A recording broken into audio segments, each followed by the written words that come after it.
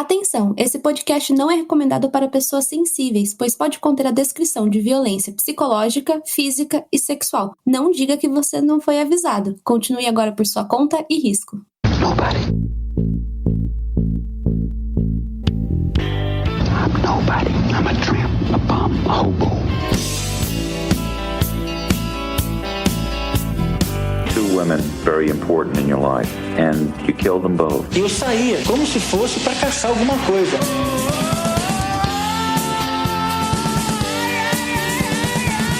I got this fantasy. I started working out this fantasy online.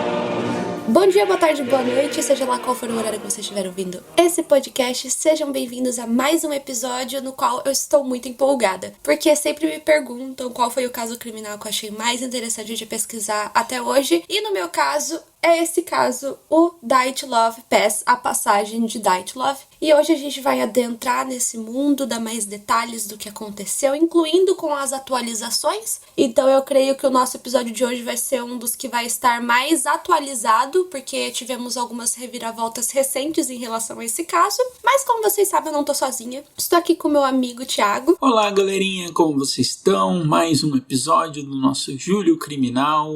Agora a gente vai terminar esse mês que a gente fez muito podcast, foi muito divertido. E para mais conteúdo, assine o nosso Apoia-se lá, tem vários planos e categoria, é muito legal. E Maísa, por que esse caso te intriga e te fascina tanto? Me explique isso. É porque, sei lá, é tantos detalhes esse caso aqui, eu já tô prevendo que esse podcast vai ficar um pouquinho longo, mas é porque são tantos detalhes, são tantas coisas, são tantas reviravoltas, tantas teorias, assim, que existem, e acho que é isso que mexe muito comigo, porque a gente vai no final do podcast apresentar as principais teorias que tentam explicar esse caso, e vocês vão ver que ao mesmo tempo que uma faz sentido, a outra faz um pouco mais, mas não explica um detalhe que a outra consegue explicar, então tem todo isso, sabe, tipo de reviravolta, sabe? Então, eu acho que é isso que me intriga muito nesse caso. E eu acho esse caso é mais um caso misterioso, basicamente. Então, eu sei que muita gente veio falar sobre o caso do D.B. Cooper, de qual é a solução, que várias pessoas ficavam se perguntando de um monte de coisas sobre ele sobreviveu, ele não sobreviveu. Então, é mais um caso para explodir miolos e deixar você curioso.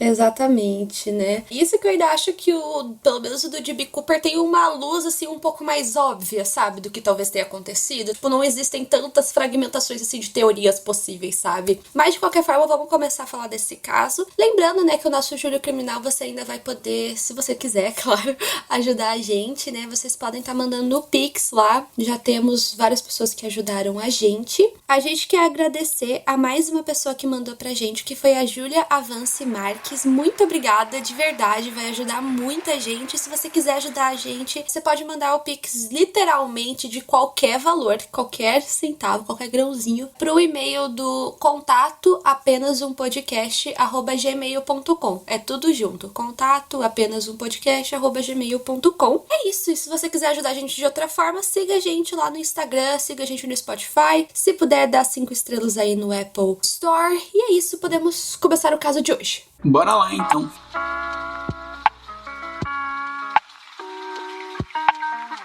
Então vamos lá, gente. Esse caso, ele tem início em 1959. E vale lembrar que essa época a gente tá meio que no auge da União Soviética, né? Então, geograficamente falando, a gente tá na Rússia. Então, esse caso aconteceu lá. Então, eu acho que acontece na Rússia já dá uns elementos, assim, de que coisas estranhas vão acontecer, né? Russos fazendo russadas, né? É, exatamente. Estranho, né, gente? É tipo o estereótipo do Putin. Putin representa a Rússia melhor que a Rússia, sabe? É.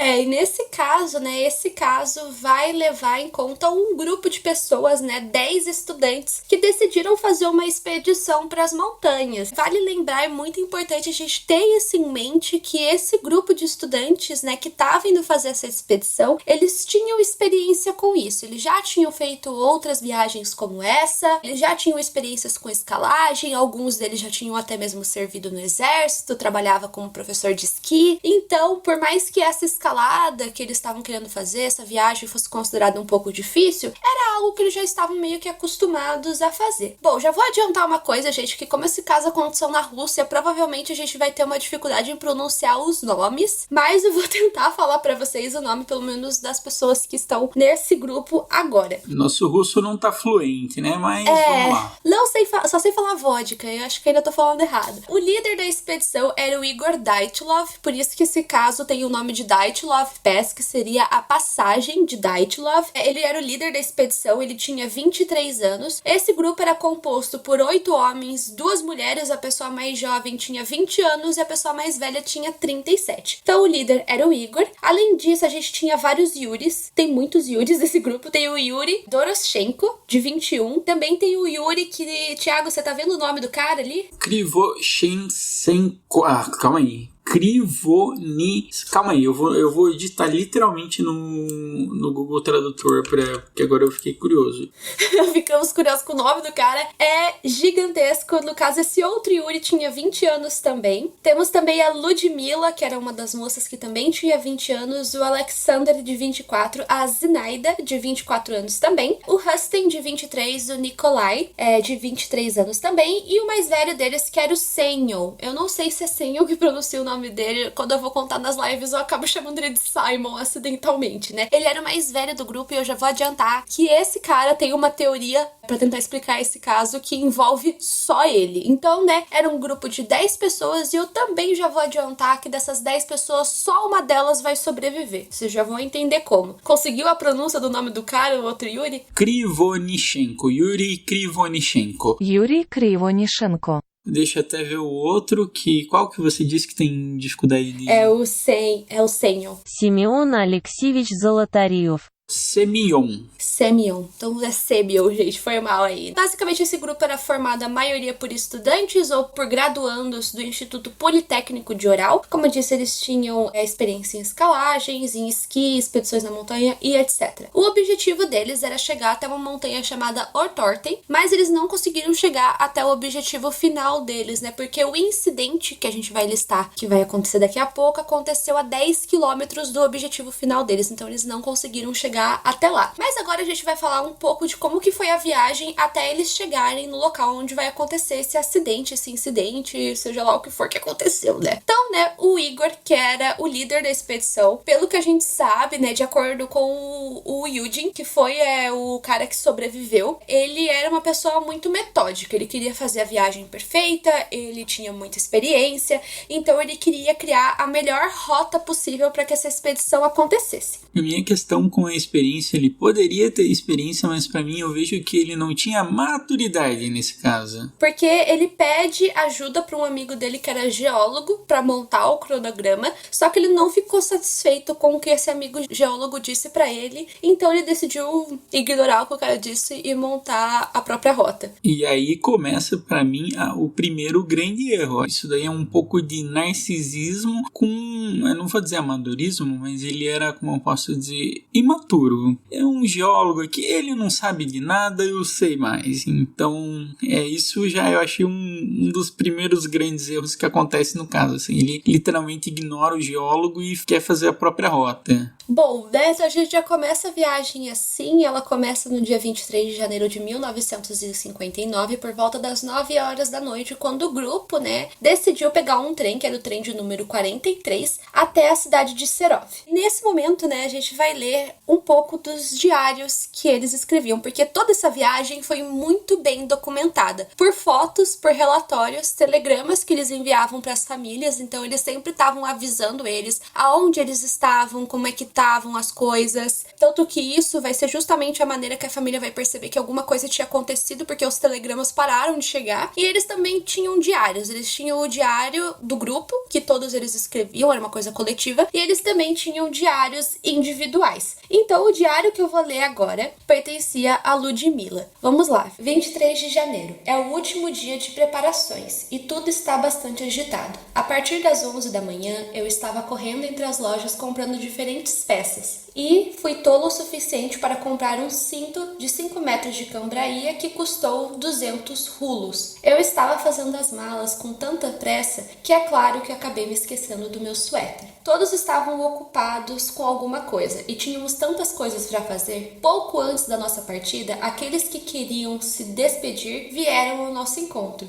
Estávamos com muito pouco tempo, mas chegamos à estação de trem com segundos de sobra, então tivemos que dizer adeus a todos. Antes de sair, cantamos algumas canções, mas o carrinho do grupo Blinov se juntou e continuamos cantando juntos. Nesse primeiro momento da viagem, eles meio que estavam junto com alguns outros grupos que depois eles vão se separar e seguir a viagem deles sozinhos, né? Eu acho muito interessante, assim, ler o diário deles, né? Porque eles sempre falam que eles cantavam bastante juntos, eles também assistiam muitos filmes juntos, assim. Então a gente percebe que eles eram um grupo muito unidos, eles realmente, assim, eram muito amigos, eles conversavam muito um com o outro, dá pra ver que eles eram realmente muito próximos, assim. A maioria deles já eram amigos, assim, tipo, de longa data, né? Então acho isso uma outra coisa bem importante pra gente saber. E daí, o que acontece? No dia 24 de janeiro, eles chegam, né, por volta das 8 horas da manhã na cidade, que eu disse antes, e eles ficam lá até as 6 horas e 30 da tarde. Lá, eles pegam outro trem que ia pra cidade de Videl. Só que nessa viagem, eles tiveram alguns problemas que a Ludmila novamente relata no diário dela, que é o diário do dia 24 de janeiro. No trem, todos cantávamos acompanhados de um bandolim. Então, do nada, um jovem alcoólatra veio até os meninos e os acusou de roubar uma garrafa de vodka. Ele exigiu que devolvessem a garrafa e prometeu socá-los nos dentes caso contrário. No final, ele não provou e nem conseguiu nada e acabou se perdendo. Yuka veio e cantou conosco por um tempo e foi embora. Cantamos e cantamos e ninguém percebeu como começamos a discutir questões amorosas, falando sobre beijos em particular. Falamos todo tipo de bobagem e, é claro, todos estavam interessados, todos queriam falar, eventualmente tentando gritar uns com os outros, tentando provar a sua própria opinião. Eu fiquei vigiando, usei o tempo para costurar galochas e copiar músicas. Yurkaova gritava de vez em quando, provavelmente de tédio e de fome. Eu aguentei até as 3 horas da manhã. Aí depois disso ela vai dormir. E depois o que acontece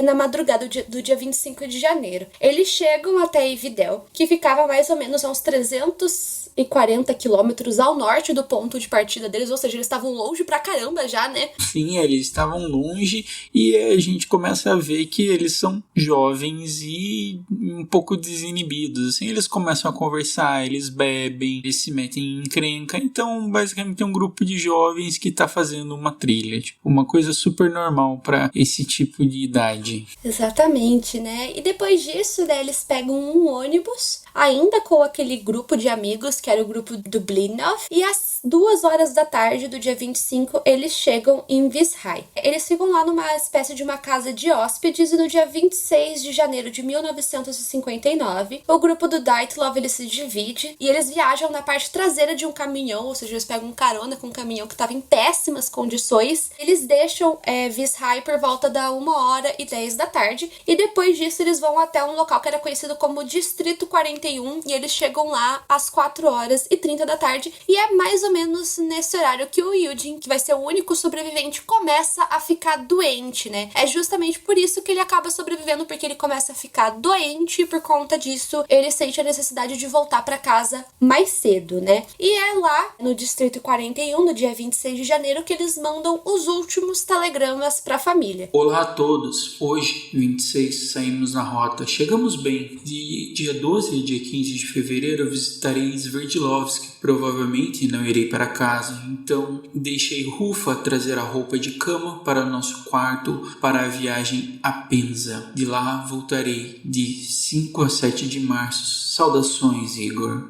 Tá a gente vendo aí que eles tinham o plano de voltar pra casa, né? Começar a voltar pra casa a partir do dia 12 de fevereiro até março, assim, com certeza eles já teriam voltado. Infelizmente não é o que acontece, né? Como a gente disse antes, né? O objetivo deles era chegar até uma montanha chamada Ortorten, e no dia 27 de janeiro eles começam essa jornada, né? Só que justamente assim, mais ou menos assim, do dia 27 pro dia 28, o Yudin, que na verdade o nome dele é Yuri Yudin, outro Yuri, são 3 Yuris, ele começa a ter vários problemas de saúde, né? Ele já tinha problemas no joelho e nas costas e os nervos dele começam a inflamar e ele começa a sentir uma dor muito forte, como a mochila deles tinha muito equipamento, muita comida, muitas coisas, era muito pesada, ele não estava nem conseguindo segurar a mochila e por conta disso ele decide ir embora. E como eu disse, ele acaba sendo o único sobrevivente, o Yudin, ele só foi, como é que eu posso dizer, ele sobreviveu, ele viveu até os 75 anos e ele tem as opiniões dele que a gente vai compartilhar depois, histórias que ele conta sobre a relação dele com a polícia, que eu acho que são bem interessantes da gente ouvir. Então, né, quando eles estavam nesse tal de Distrito 41, a condição de saúde dele piora e ele decide voltar, né? O que ele teve foi uma inflamação nos nervos das costas, né, no nervo ciático, e por conta disso ele tem que voltar. E nesse dia 27,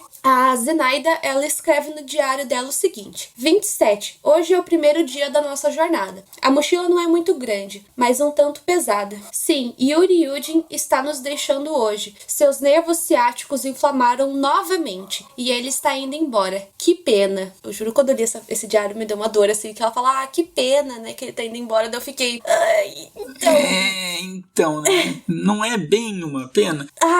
Muito triste. Eu já fiquei com o coração apertado. Ler os diários, assim, foi meio difícil, assim, em certas partes, assim, principalmente dessas, assim, que eles estão falando que o Yuri ia embora, né? Que triste que ele vai embora, tipo, porque realmente eles nem imaginavam o que ia acontecer. E também, na época, eles ficavam pensando, tipo, que pena a gente vai ter que levar mais esse peso, porque, tipo, os equipamentos não mudaram, então vai ter, tipo, menos gente para mais equipamentos. Então, tipo, eles gostavam da companhia, porque se você vê, tem toda aquela doutrina soviética da coletividade, tem muito disso, né? Nesse caso, a gente vai ver que eles têm lá os guias, os diários deles compartilhados, os diários deles individual, então não é uma coisa só coletiva. Quando a gente pensa em União Soviética, a gente pensa só na coletividade, mas não é isso, existe a individualidade dentro da coletividade e é isso, sabe? Ela fica um pouco com dó, que pena, porque eles querem subir, eles estão destinados a fazer aquilo, né?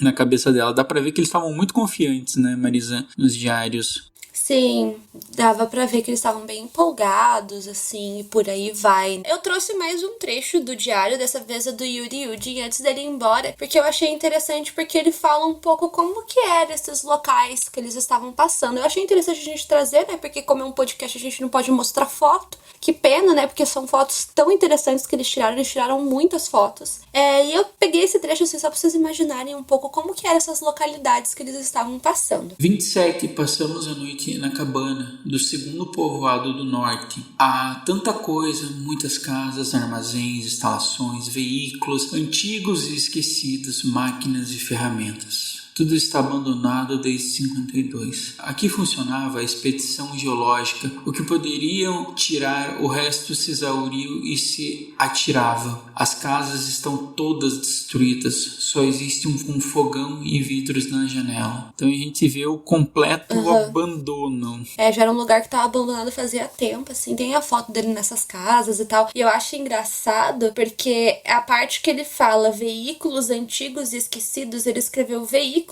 e a parte que tava escrito antigos e esquecidos ele risca, sabe? Então, tipo, por que será que ele riscou, sabe? Eu fico pensando nisso, assim, porque tava escrito certo, sabe? Mas ele risca como se fosse assim, cara, eu não posso falar isso, sabe? É o que eu senti, assim, pelo menos dele riscar, né? Só pensando, tipo, galera, 7 anos, assim, a cidade ficou esquecida em 7 anos. Então, peguem uma cidade pequena e risquem ela do mapa em 7 anos. É tempo, mas é muito pouco tempo pra ficar tão esquecida dessa forma, né? Com certeza, né? Deve ter tido gente que, sei lá, mexeu ali. Não tem como a gente saber exatamente, né? Mas o Yuri, ele foi embora. E nesse novo local que eles estavam, eles começam a ter contato com o povo nativo de lá, que era o povo Mense. Esse povo nativo, eles tinham diversas lendas sobre as montanhas que eles queriam visitar. E também várias lendas sobre a floresta que existia naquela região. Só pra gente saber, né? Eles tiveram muito interesse em conhecer sobre esses povos, sobre a cultura deles, tanto que nos diários eu encontrei várias anotações que eles fizeram sobre palavras do idioma deles, qual que era a tradução pro russo. Então eles tinham muito interesse, eles realmente queriam conhecer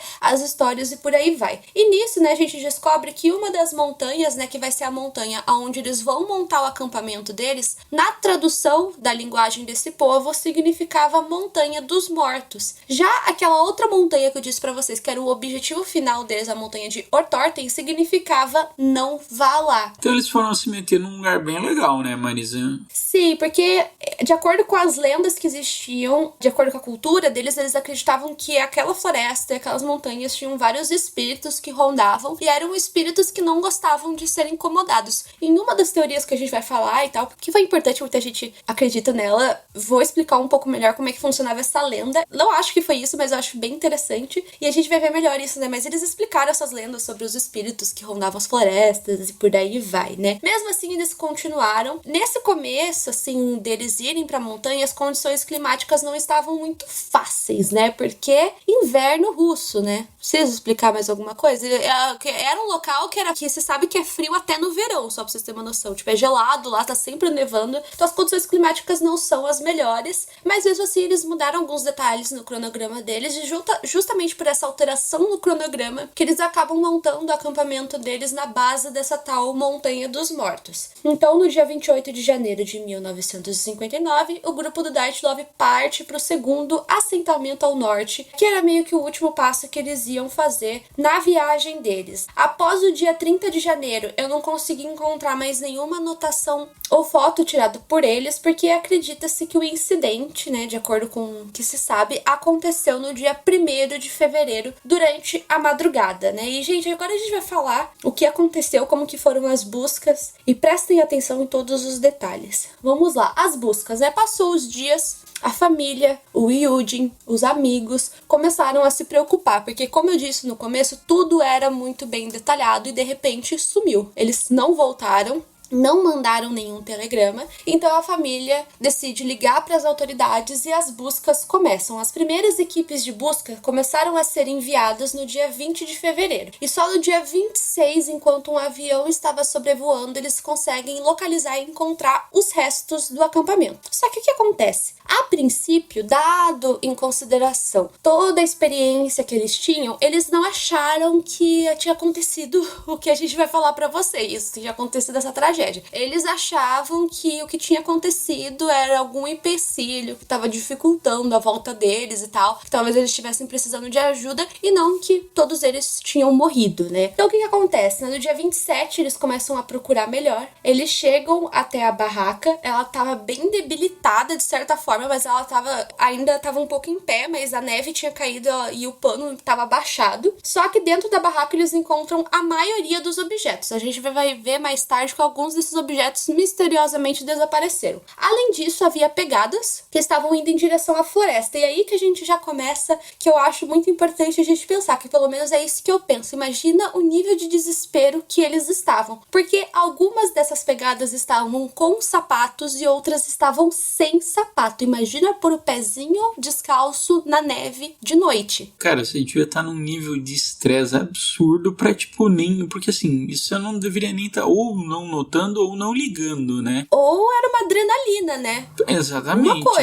Alguma coisa aconteceu, isso que eu penso, né? Porque vocês vão ver que algum deles estavam usando pijama, roupa íntima, assim, coisas assim que não são feitas pra suportar frio, neve e por aí vai, né? Depois eles começaram a seguir essas pegadas pra ver onde é que vai dar, onde é que tá, essas pegadas estão indo, e elas dão pra floresta, e lá eles encontram um resto da fogueira, e o que mais, Marisa? e lá eles encontram os 2 primeiros corpos, que foi dos 2 Yuris que a gente disse antes, e aí que as coisas começam a ficar muito estranhas, porque o Yuri, aquele que a gente falou que tem um nome gigantesco, o Krivonischenko, ele tava com uma queimadura enorme na perna dele, de acordo com o que se viu na necrópsia mais tarde, né? Os 2 estavam usando apenas roupas íntimas, e eles tinham o corpo deles cobertos por folhas e galhos. Acredita-se que eles tenham sido os primeiros a morrer. Enquanto eles estavam analisando a cena, o perito encontrou um galho quebrado. E ele percebeu que nesse galho meio que tinha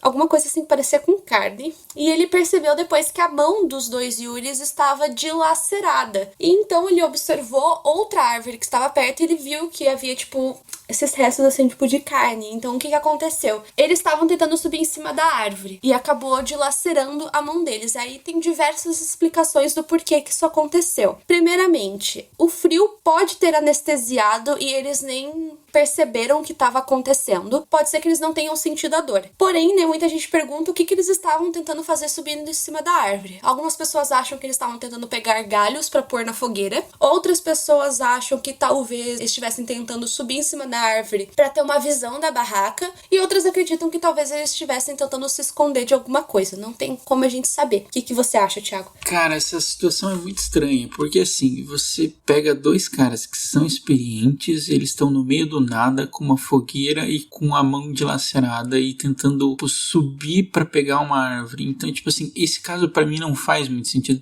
Eu tento achar lógica nele e eu não consigo achar lógica nele. Você, qual que é a sua teoria? Eu não sei. Eu acho que a mais provável pra mim é que ou eles estivessem tentando pegar galho pra pôr na fogueira, porque eles a todo custo estavam tentando se aquecer, porque, assim, ao meu ver, alguma coisa não tava deixando eles voltar pra barraca. Por que eles iam tentar fazer uma fogueira na floresta e não voltar pra barraca direto, sabe? Exatamente. Isso que eu penso, enfim. Outra coisa que é muito importante a gente saber, nenhum dos corpos, em nenhum local foi encontrado sinais de animais. Em nenhum lugar. Porque sempre quando eu conto esse caso, o pessoal vem, mas os animais? Não, e a maioria dos ferimentos que eles tiveram foram ferimentos internos. Ou seja, não tem, por exemplo, quando facada, tiro, esse tipo de coisa, não. É como se o osso tivesse quebrado e ficado ali dentro mesmo, né? Claro que o Yuri, que a gente falou antes, ele tava com uma queimadura na perna, mas fora isso, quase ninguém teve alguma coisa que era externa, né? O terceiro corpo que eles encontram é do Igor Dyatlov, que era o líder da expedição, como a gente disse antes. O corpo dele tava apontado em direção à barraca. Em um dos braços ele tava segurando galhos e no outro braço ele tava usando pra cobrir o rosto, como se ele estivesse tentando proteger o rosto dele, né? Tava em cima, assim, do rosto. Em seguida, eles encontram o corpo do Rustin, que tem esse lance da fratura, né, Thiago? É uma fratura bem grande de 17 centímetros na cabeça. Galera, 17 centímetros é muito grande. Você pega uma régua, tá mais da metade da régua, tá ligado? Sim, pega uma régua e põe na sua cabeça, assim, porque foi no crânio essa fratura, e vê o tamanho que é. É enorme. É,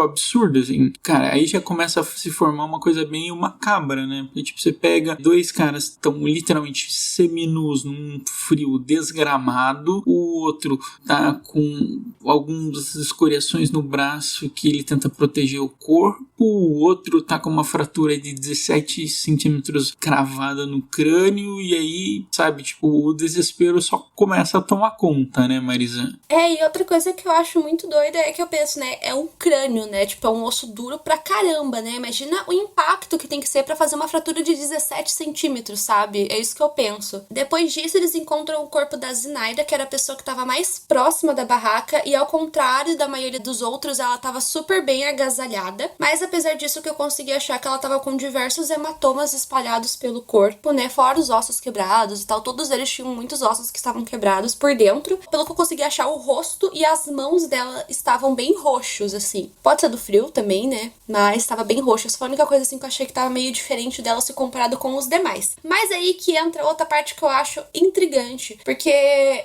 foi encontrado esses corpos e os demais só foram encontrados em 5 de maio, quando aconteceu o degelo. Então passou muito tempo, passou o quê? 3 meses, isso? Um pouco mais? Exatamente. 3 meses até eles conseguirem achar os outros corpos. E eles acharam 4 corpos em um barranco. Eles estavam vestindo roupas de forma meio confusas, ficaram muito feridos, vários ossos quebrados, esmagados. Parecia um acidente terrível, parecia um acidente de carro, sabe? Isso do acidente de carro foi o legista que falou que os ferimentos que estavam no corpo desses 4 era igualzinho de uma batida de carro muito séria. Então, assim, eles sem dúvidas eram que estavam mais machucados, né? O que a gente quis dizer, né, que as peças de roupa estavam meio confusas, é que algumas peças meio que só estavam enroladas no corpo, então muita gente acredita que talvez eles foram vendo os amigos deles morrendo e eles foram tirando as roupas deles, só que por algum motivo a pressa era tanta que eles não conseguiam vestir a roupa e eles só enrolavam pelo corpo. Aí a gente já tem aquilo, o caso já tá estranho e só fica pior, assim. Por que fica pior? O que eles encontram na roupa? As peças de roupa estavam com sinais de radiação. Radiação.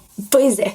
O que é radiação, Marisa? Vamos voltar para a aulinha de química lá. Vamos voltar para radiação Marie Curie, né? Vamos lá, vamos procurar uma definição do Google. O que é radiação? Então vamos lá. Em física, radiação é a propagação de energia de um ponto a outro, seja no vácuo ou em qualquer meio material, podendo ser classificado como energia de trânsito, podendo ocorrer através de uma onda eletromagnética ou partícula. Por exemplo, o raio-x que a gente faz solta um pouco de radiação, né? Não o suficiente para causar nenhum dano, mas outras coisas, como por exemplo o incidente de Chernobyl, a radiação daí nesse caso aí já é diferente e ninguém pode morar lá, porque senão é letal para seres humanos. De qualquer forma, foi encontrado radiação em algumas peças de roupas que estavam ali com eles, mas eu acho isso muito esquisito, tipo, por mais que seja pouco, como é que aquilo foi parar lá? Exatamente. Uma coisa que eu penso, tipo assim, nesse caso, é o que eles foram fazer lá? Qual que era o princípio, a motivação deles de ir pra lá, Marisa? Era pra explorar?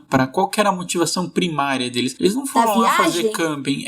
O objetivo era esquiar, tanto que tem muitas fotos deles que eles estão esquiando e tal. Era meio que fazer uma viagem, assim, pra se divertir, porque, como eu disse, eles gostavam de fazer esse tipo de coisa, né? Fazer escalagem, esquiar, acampar, meio que esse era o objetivo deles, né? Mas uma coisa que muita gente não entende é esse buraco que eles foram parar, que é relativamente fundo, só que muita gente não sabe se esse buraco é natural ou se eles cavaram esse buraco, né? Então tem gente que acha que eles caíram lá dentro e talvez isso tenha machucado eles. Só que muita gente acha que talvez eles encontraram esse buraco e se esconderam ali, ou que eles mesmos fizeram, né? Tanto que tem até uma sugestão de que aquele Senyon, que é o mais velho, que ele teve uma experiência muito grande no exército, que ele teria dado a sugestão para eles fazerem esse buraco para se esconder. Depois eles vão necropsiar os corpos e ver como os corpos estão, né? E eles veem que a Ludmilla ela tava sem língua, sem globo ocular, o Senyon também tava sem um olho. E aí que entra uma parte muito doida desse caso, porque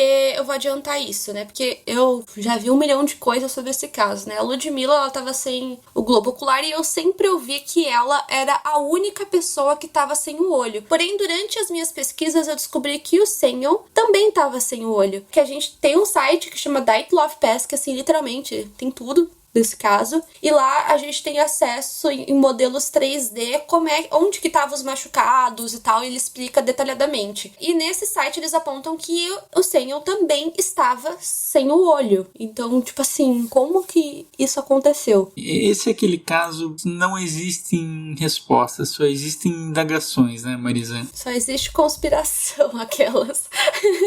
Bom, mas as coisas continuam ficando esquisitas, porque o Alexander, né, que também tava lá, ele tava sem as sobrancelhas e com parte do crânio exposto. Então esse foi um dos únicos, assim, que tinha um ferimento, assim, que dava pra ver. E, tipo, novamente eu penso, né, sem a sobrancelha. Tipo, isso era uma outra coisa que eu não sabia, que eu não tinha ouvido sobre esse caso. Eu descobri através dos modelos 3D e da explicação que tava naquele site, onde que tava lá. Eles listam cada machucado, onde que tinha o roxo, o hematoma, explica tudo. O Nikolai, que também tava lá, a única coisa que eu achei de diferente é que o crânio dele tava quebrado em múltiplos locais. Então, tipo, tava esmagado o crânio dele. Você vai nesse site, a Marisa, a gente tem aqui, e cara, é absurdo, porque eles listam certinho cada ferimento, e cara, é muito ferimento. Você tá vendo aí? Sim, eu tô vendo, eu já tinha visto antes, e isso...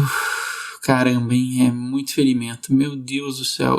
Tipo, tem ferimento na mão, na cabeça, na perna, na sobrancelha, no pé, tipo, no quadril. Cara, é muito, muito ferimento. Depois que eles encontraram os corpos, né, mas enquanto isso estava acontecendo, eles também estavam analisando as outras coisas, né, primeiramente a barraca, que aí já começa grandes problemas, porque a barraca, ela tinha sido muito mexida, porque novamente eles não acharam que tinha acontecido toda essa loucura que eu falei pra vocês, então eles mexeram, e como vocês devem saber, cenas de crime não devem ser mexidas. O Yuji, que foi o único sobrevivente, ele foi meio que responsável, ele ajudou a polícia a reconhecer todos os corpos e também a reconhecer os objetos, ver o que estava lá, e ele percebeu que muitos dos objetos sumiram. Primeiramente, né, porque existiam meio que 2 diários, que eram os diários de grupo, e um deles sumiu, não foi encontrado. De acordo com o Yuri, eles tinham levado 10 rolos para tirar fotos e eles só encontraram 4. E vocês vão ver depois, né, que além disso, outras coisas simplesmente apareceram. Já vamos chegar lá. Se sabe também que a barraca estava rasgada, só que eles descobriram que esses rasgos, né, de acordo com a perícia, foram feitos de dentro. Então pegaram faca, canivete, qualquer coisa, rasgaram a barraca para sair lá de dentro. Quando eles foram olhar as fotos, depois eles revelaram as fotos e viram que no início parecia que tudo estava bem. É um bando de adolescentes, é um bando de jovem feliz, com foto, com frio, umas imagens até deles sorrindo. Tem várias imagens deles, se for dar um Google aí, que eles estavam sorrindo, parecia um grupo muito unido. Então, tipo assim, não tinha um motivo aparente por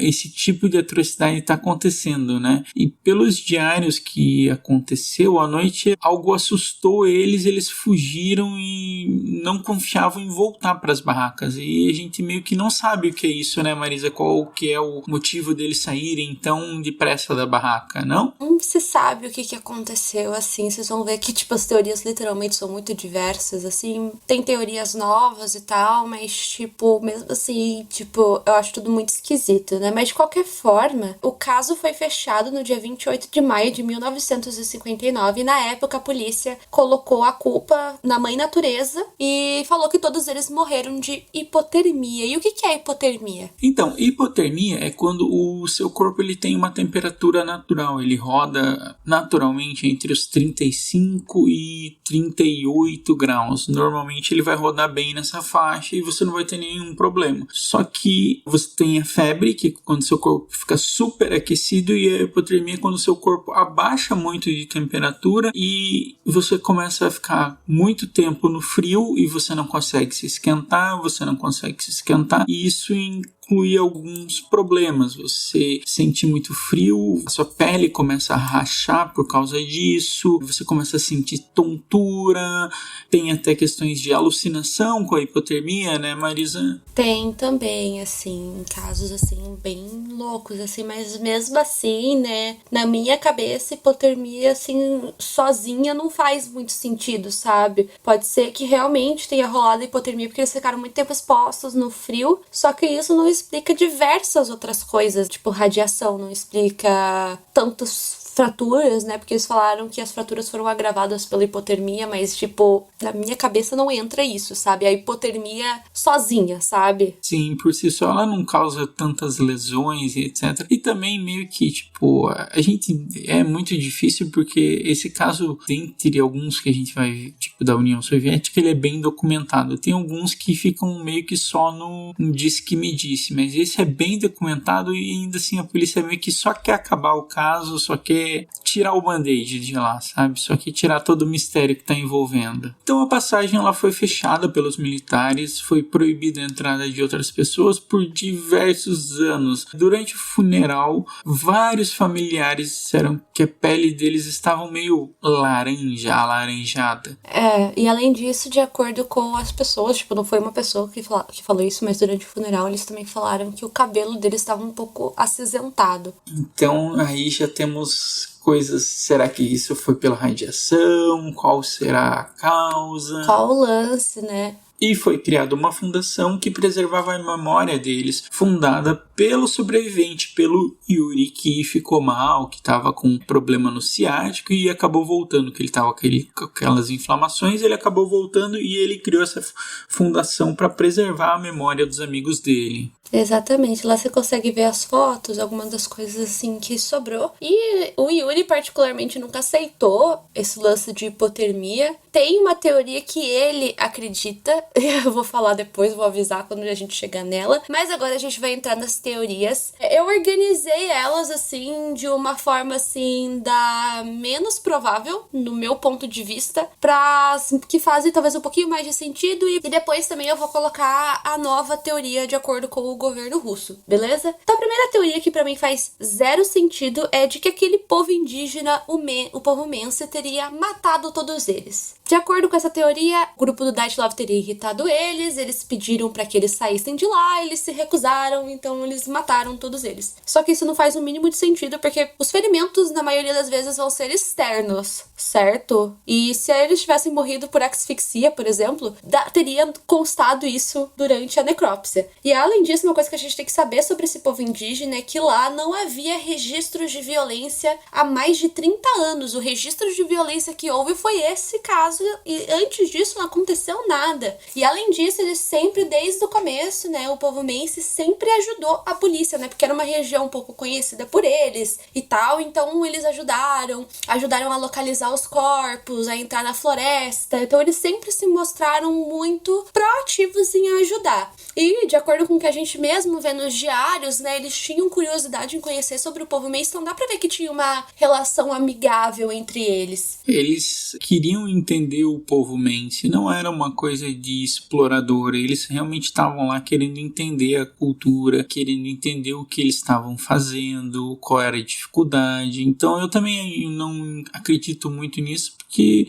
assim, não faz muito sentido eles estarem lá perguntando para os caras alertando algumas coisas, e ainda assim eles a não ser que você queira criar uma teoria que eles não ouviram os caras e os caras ficaram putos com eles e foram matar eles, só que tipo, é muito ferimento, é muito jeito diferente e é aquilo. E outra coisa importante é que tipo, os corpos de forma geral, com exceção dos que estavam lá no buraco, eles estavam relativamente bem afastados um do outro, então tinha que ser tipo uma operação gigantesca, assim, tipo, não é uma coisa assim simples de se fazer, sabe? Não faz muito sentido. Apesar disso, na época, né, perguntaram pro povo Mense o que eles achavam que tinha acontecido, e basicamente eles se dividiram em dois grupos. O primeiro grupo acreditava que tinha sido o Pé Grande. Eles têm outro nome, na real, mas pra gente seria como se fosse o Pé Grande, o Monstro das Neves. E a Discovery Channel, eles têm um documentário só sobre essa teoria, você acredita? Eu não cheguei a ver, porque pra mim, não acredito muito na teoria do Pé Grande, gente, desculpa. Mas é que de acordo com a lenda, né, o Pé Grande, ele gosta de pegar a língua e o olho das vítimas dele. Então eles acham que o Pé Grande teria assustado eles e matado todos eles. Gente, eu tô falando isso, vocês devem estar pensando, ai, pelo amor de Deus, mas tipo, sério, gente, essa teoria, que nem eu falei, tem até um documentário só sobre ela, por isso que eu trouxe. E outra coisa que, entre aspas, o pessoal fala que existiu, é que haveria um bilhete, um telegrama feito por eles aonde eles diziam: agora sabemos que o Homem das Neves existe. Só que pelo que eu entendi pelo próprio site, aquele lá que a gente falou, o Dyatlov, isso na verdade era meio que um trocadilho, sabe? Eles estavam se zoando, não era tipo literal. E também tem o lance da foto,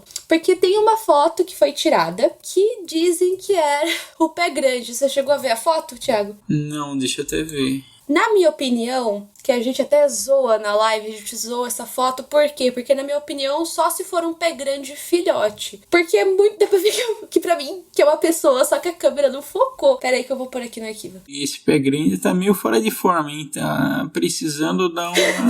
ir fazer um crossfit. Eu sou amante do Urso Sem Curso, né? Você sabe que tem, tipo, meio que um Pé Grande lá no Urso Sem Curso, né? Ele é alto e eu acho ele super engraçadinho. E acho que, sei lá, né? O estereótipo de Pé Grande tá mais pra homem gordo fantasiado, né? É, tipo, até mesmo, né? Pode ser eles com os casacão de inverno deles. Pra mim não faz sentido nenhum essa foto aí ser de um Pé Grande. Mas, inclusive, é essa foto que a gente vai dar um jeito de pôr lá no Instagram, em algum lugar pra vocês verem. Inclusive, essa é a capa do documentário da Discovery, inclusive. Outro que eu falei...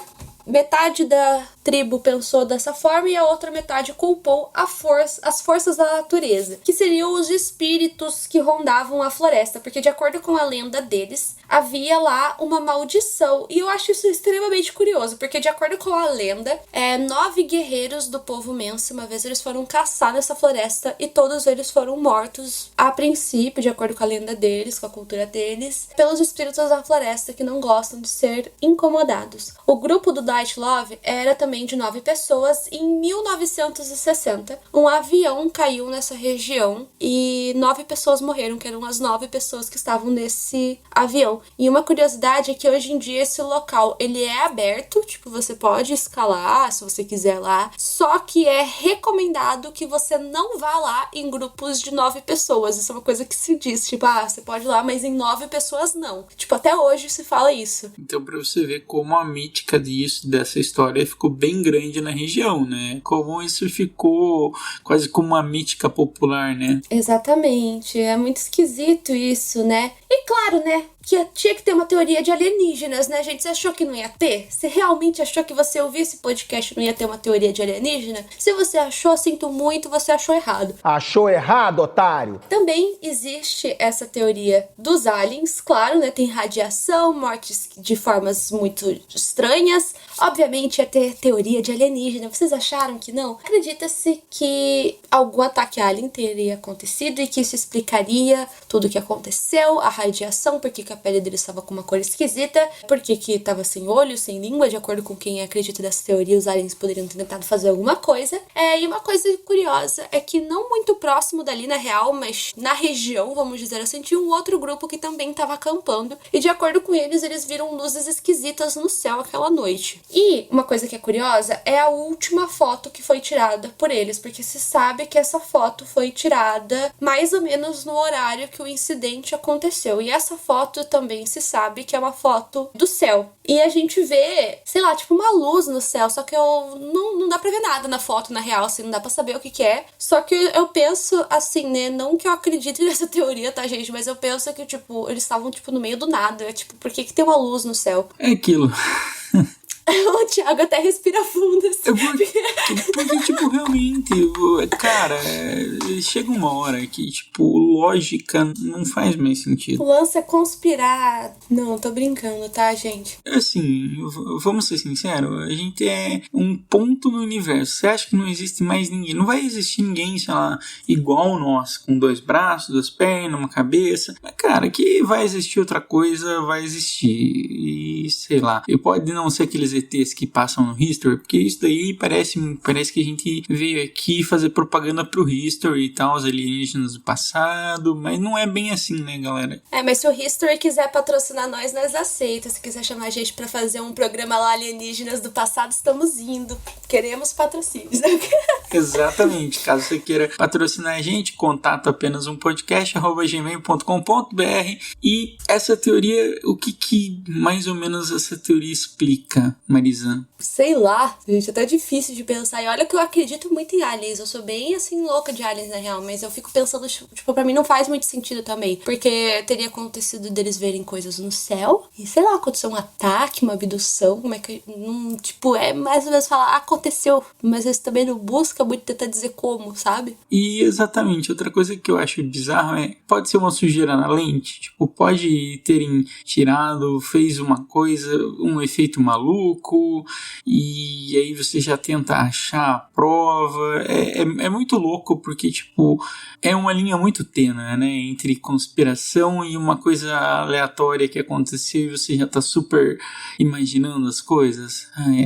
Pra mim, esse é o problema de questões conspiracionistas. A lógica e a ilógica tá muito perto, tá ligado? Esse caso, ele é relativamente, assim, muito conhecido, na real, devido à pressão de parentes e da internet de forma geral. A Rússia reabriu esse caso em 2018 e alguns pesquisadores voltaram a estudar esse caso. Na época, já havia sido considerada a hipótese de avalanche. Só que, no entanto, eles acabaram meio que não pensando nisso, e eles mudaram para aquela outra hipótese lá da hipotermia que a gente disse antes. Porém, em 2018 esse caso foi reaberto, ele foi meio que fechado ano passado, se eu não me engano, de volta, e eles trocaram a teoria para a teoria da avalanche. Vocês vão ver que meio tem a explicação, mas ao mesmo tempo, assim como todas as teorias, também não vai explicar tudo, né? Então, o que eles acham que acreditou? No começo, na teoria lá, antigamente, eles acreditavam que talvez eles tivessem ouvido o barulho da avalanche e que eles teriam se machucado e por aí vai.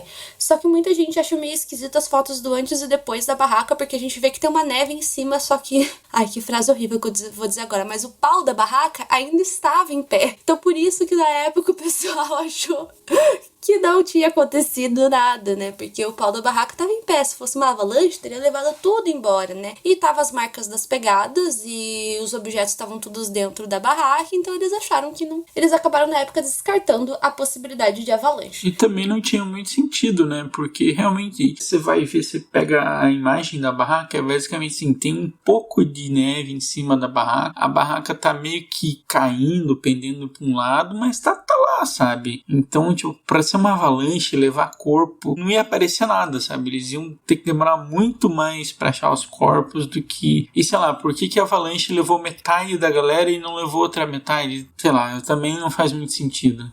Mas hoje em dia, de acordo com os pesquisadores, principalmente o Alexander Buzrin, que inclusive está fazendo o doutorado dele sobre esse caso, ele acredita na teoria da avalanche. Ele, com a ajuda da ciência e de softwares, ele acredita que eles provavelmente montaram a barraca meio que encostada num monte de neve para se proteger do vento, porque tava com muito vento naquela região. Tipo, eles cavaram tipo um buraco para fazer meio que uma parede de neve para proteger a barraca dos ventos e do frio. Então, de acordo com o Alexander, de alguma forma essa neve teria caído em cima da barraca e causado todos os danos e ferindo os campistas e tal. E uma curiosidade é que o software que ele usou para entender como que funcionou a avalanche é o mesmo software que a Disney utilizou para fazer o filme Frozen, porque o Alexander, ele viu o filme Frozen e achou que a avalanche lá tava muito realística, então ele pediu: Senhor Walt Disney, por favor, você pode enviar aí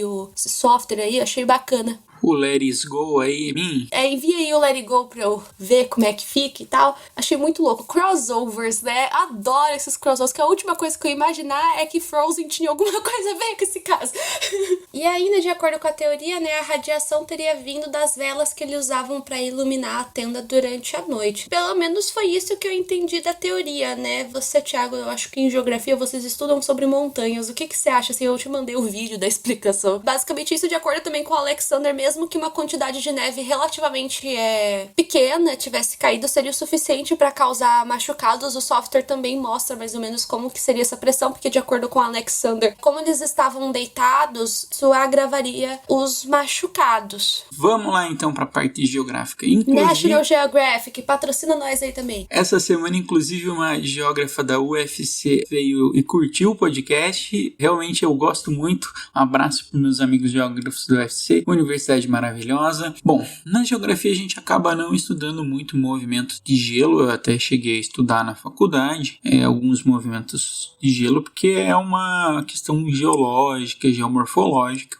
e a morfologia das montanhas é um pouco diferente. Por exemplo, a gente tem a parte rochosa da montanha e a parte da neve, e a neve às vezes se acumula por altitude, às vezes por questões climáticas da região, algumas condições climáticas, e pelo que eu vejo aqui no, digamos, o perfil de neve que me tem mostrado aqui, que eles fizeram tudo numa parte bem mole da neve, uma parte que é um pouco flexível, por assim dizer, que é tipo, pode ter um escorregamento muito fácil da neve. Então, realmente, para mim não faria muito sentido, como alguns geógrafos e geólogos falaram, porque se caísse, o deslizamento seria bem maior, assim, provavelmente soterraria a barraca e soterraria eles. Então, até para mim que sou geógrafo, não faz muito sentido. Eu vou ser sincero, não sei muito sobre questões de geomorfologia do gelo, tá? tá? Não sou nem especialista, não é uma área que eu atuei muito com questões de erosão e sedimentação, tá? Eu trabalhava com vossorocas, para quem quer saber. Então,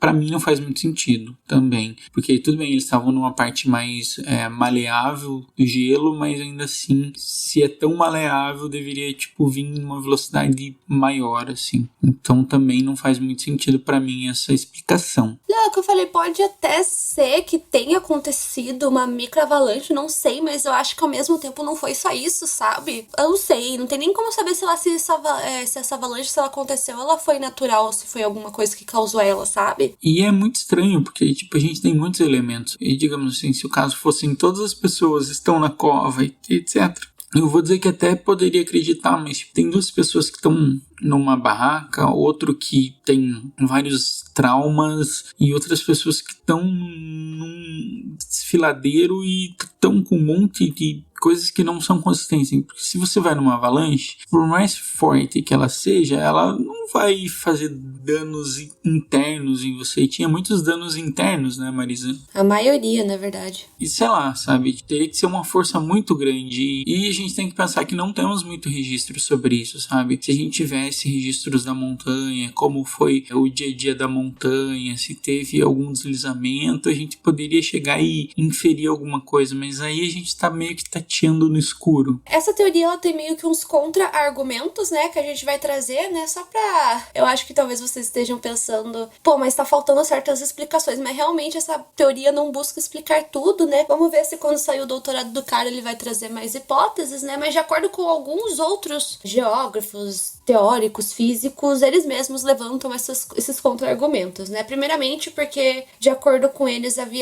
faltava-se traços de que uma avalanche tivesse acontecido. Os próprios socorristas da época falaram que não havia traços de avalanche, mas o Alexander argumenta de que nesses dias, né, nesses 26 dias que demoraram para que fosse encontrado a barraca, o corpo deles e por aí vai, seria o suficiente para que os traços da avalanche tivessem desaparecido totalmente. Além disso, a teoria não explica o que aconteceu nessa lacuna de 9 horas entre eles construírem o acampamento do lado dessa parede de neve e o que aconteceu depois, né? E por que eles saíram da barraca? Por que eles saíram? Porque pra mim indica que eles estavam meio que em pânicos, assim, né? Talvez devido aos ferimentos da avalanche eles estivessem em pânico e saíssem correndo, mas ao mesmo tempo eu penso, mas se eles estavam tão feridos, como é que eles conseguiram se mexer e sair da barraca? Enfim, isso é uma coisa que os caras falam e contra-argumentam. Alguns acham também que a parte da radiação explicada pelo Alexander é um pouco rasa, e além disso, né, eles falam que as lesões traumáticas sofridas por eles não é comum de avalanche, porque geralmente pessoas que morrem devido à avalanche por asfixia, só que como eu disse antes, né, o Alexander fala que essas fraturas todas aconteceram porque eles estavam deitados, né, e por conta disso, quando a neve caiu, né, ela caiu como se fosse um bloco, teria sido suficiente, assim, pra machucar eles, assim, de uma forma mais grave. Só que mesmo assim,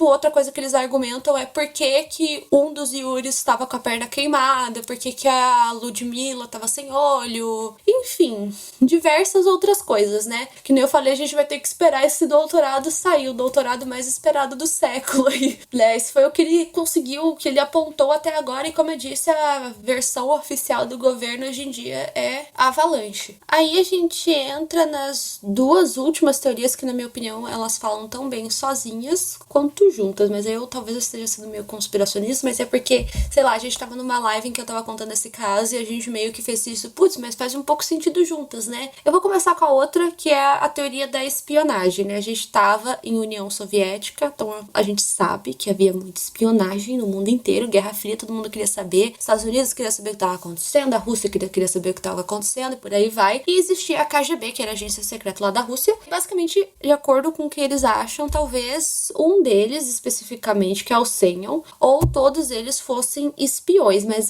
essa teoria foca mais no Semyon. Por quê? Porque o cara era meio esquisitão. A começar, que ele usava nome falso. depois que se descobriu que o nome dele era Senhor, mas pra eles achavam que era outro nome. Qual caso que aconteceu de nome falso? No D.B. Cooper, não? Não, no Jack Stripador que a gente contou, que tinha um dos Isso. caras lá que usava 3 nomes falsos. Eu sempre falo que o Senhor também, vocês vão ver aí. Bigode, nome falso, já não gosto. Não tô brincando. Exatamente.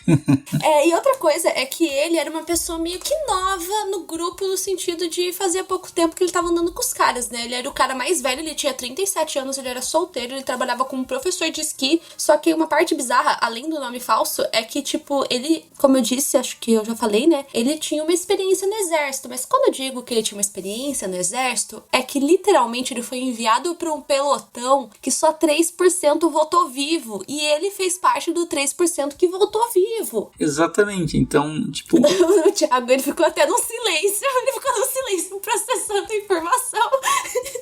Porque assim, você pega um cara ultra treinado com pessoas experientes e acontece tudo. Cara, esse caso é muito louco, sério. Tipo, esse caso aqui eu ficava... Cara, eu sempre ficava tentando achar alguma lógica nele e você morre sem saber, sem ter lógica nesse caso, assim. Existem as teorias e você tem que, tipo, acreditar na que você quer. Porque não é aquele caso que a gente vai poder chegar aqui e falar, ó, isso faz sentido, sabe? Sim, é tão maravilhoso quando o caso se encaixa, né, Marisa? Quando a gente fala, tipo, por exemplo, do Ted Bundy, que a gente começa a ver a marca de mordida e, tipo, a gente tem aquela prova irrefutável, aquela coisa, e nesses casos não tem isso. Você fica, tipo, pelo menos eu fico muito ansioso, eu fico, tipo, ai, saco, cadê a prova? Eu quero saber o que aconteceu. Acho que os nossos ouvintes também têm essa sensação. Essa teoria acredita que talvez eles tivessem caído numa espécie de emboscada, por isso que eu disse que ela vai fazer talvez um pouco de sentido com a última teoria. E outra coisa que o pessoal acha meio esquisita é que pra época, a gente tem que ter noção, né, gente, que era 1959, eles estavam levando 4 câmeras, que eram, tipo, as que eram mais avançadas, assim, em tecnologia. Tanto que se vocês forem ver as fotos que eles tiraram, todas elas, assim, tá com uma qualidade ótima, sabe? Então, o pessoal acha meio esquisito. Por que eles estavam levando tantas câmeras, assim, todas elas tão boas? Tipo, uma câmera na época já ia ser o suficiente. E, além disso, esse cara, né, o Senhor, ele tem uma tatuagem que até hoje ninguém conseguiu descobrir o que significa. É uma coisa meio zodíaco, assim.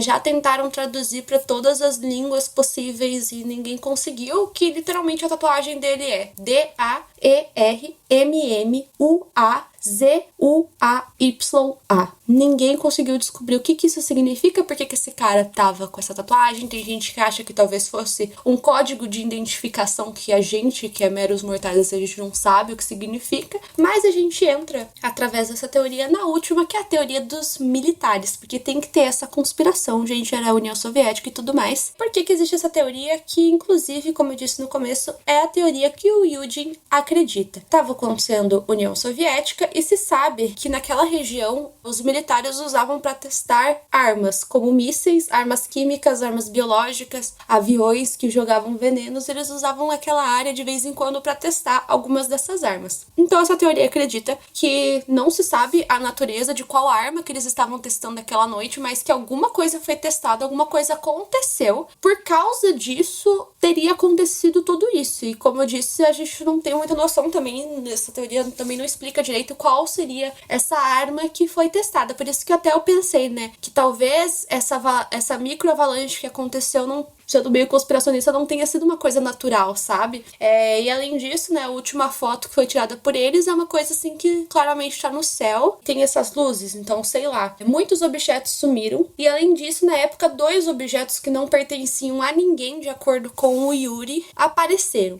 Esses objetos eram um óculos militar e o outro era como se fosse um pano que eles usavam nessa época para enrolar nas mãos e nos pés para crescer. E de acordo com o Yuri, esses objetos não pertenciam a ninguém, eles simplesmente apareceram ali. Muitos documentos também da época alegavam que os militares foram as primeiras pessoas a chegar, e eles chegaram lá um dia antes das equipes de buscas oficiais. O Yuri também, isso aí já é o depoimento dele, né, daí vai de vocês, do que vocês querem acreditar ou não, mas eu tô trazendo essa informação também, né, que o Yuri, ele não só acreditava nessa teoria, como ele também jurava, durante a espera dele, né, pra entrar na sala de necropsia, pra ver os amigos dele, dele e tal, ele via vários militares entrarem e saírem da sala de necropsia com os órgãos dos amigos dele. Ele chegou a perguntar por que eles estavam levando os órgãos e eles falaram que eles iam fazer exames, só que esses órgãos nunca mais foram entregues de volta. Então aí temos a questão da conspiração, do que eles estavam fazendo e realmente casa muito bem essas duas teorias, né, sobre tipo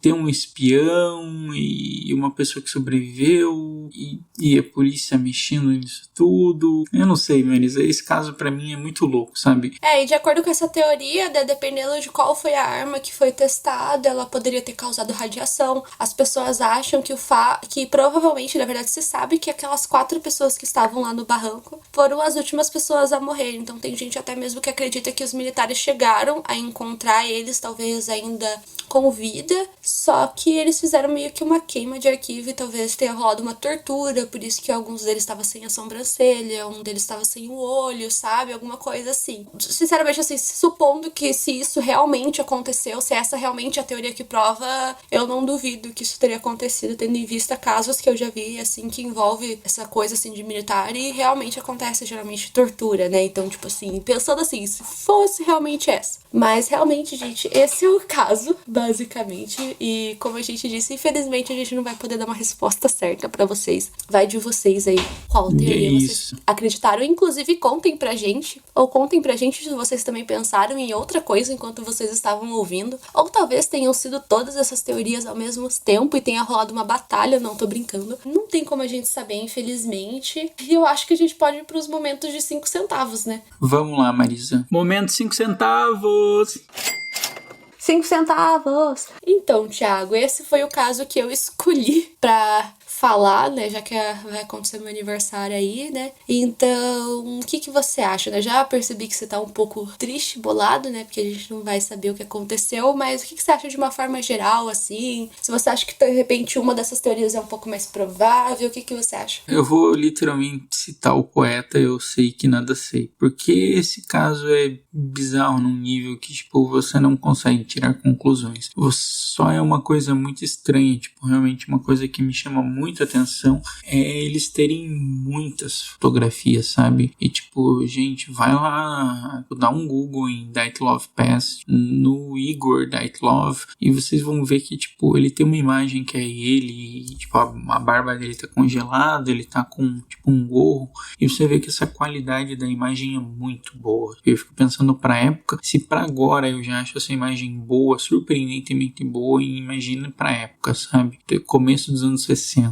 4 câmeras, o que eles queriam tanto registrar? Tipo, não faz sentido o que mais me chama a atenção não faz sentido por que eles vão lá e por que o Igor decide, tipo, ignorar o geólogo, sabe? Então, é um caso muito misterioso, é um caso que me causa muita ansiedade e aflição, porque, tipo assim, se você pegar e, eu vou dizer, não deem o Google nos corpos, é muito chocante. E você, Marisa, o que te motivou a escolher esse caso e por que você tem um fascínio por ele? Então, né, justamente assim, eu particularmente, eu prefiro casos solucionados. Eu, assim, tenho um interesse muito grande por casos de serial killers, é o que eu mais leio, assim, porque eu realmente gosto, tipo, de entender. Tipo, entender a mente do serial killer, a gente acho que nunca vai conseguir entender com plenitude, mas eu gosto de ler sobre esse assunto. Porém, esse caso do Dyatlov Pass foi um dos primeiros que eu vi logo quando eu comecei a me interessar por casos criminais, e foi o que...